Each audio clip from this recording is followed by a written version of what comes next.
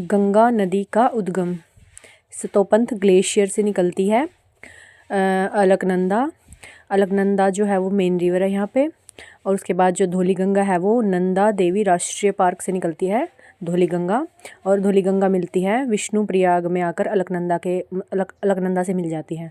फिर उसके बाद आती है नंदाकिनी अलकनंदा से कहाँ मिलती है? नंद प्रयाग में। फिर उसके बाद आती है पिंडार नदी। नंदाकिनी कैसे याद हो जाएगा? नंदाकिनी नंद प्रयाग। पिंडार पिन कहाँ डालते हैं? कान में। कर्ण प्रयाग। फिर उसके बाद आती है रुद्र प्रयाग में। मंदाकिनी केदारनाथ से आकर रुद्र प्रयाग में आके मिल जाती है इससे अलकनंदा से। फिर यहाँ से आती है भागीरथी नदी। इसकी एक सहायक नदी है भिलांगना। और इन दोनों के इस पे संगम पे क्या है? टिहरी बांध है। ये यहाँ पे आके मिल जाती है इससे देवप्रयाग में। जो भागीरथी नदी है वो गंगोत्री ग्लेशियर से आती है गोमुख, जो उत्तरकाशी ज़िले में है। ये हिमालय का क्या है? सबसे बड़ा ग्लेशियर है। और उसके बाद ये ऋषिकेश से होके हरिद्वार से होके यूपी में एंटर करती है। और यूपी में किस ज़िले में एंटर करती है? ये बिजनौर से एंटर करती है। और जो हरिद्वार है यहीं से गंगा नदी क्या है? मैदान में प्रवेश करती है।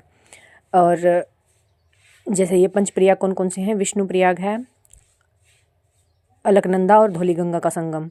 नंद प्रयाग है नंदाकिनी। और कर्ण प्रयाग है, कर्ण से पिन याद किया, कर्ण प्रयाग है पिंडार नदी और अलकनंदा का संगम।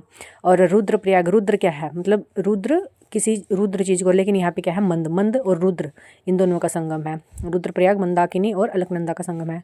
देव प्रयाग का पता ही है, अलकनंदा और भागीरथी का संगम है।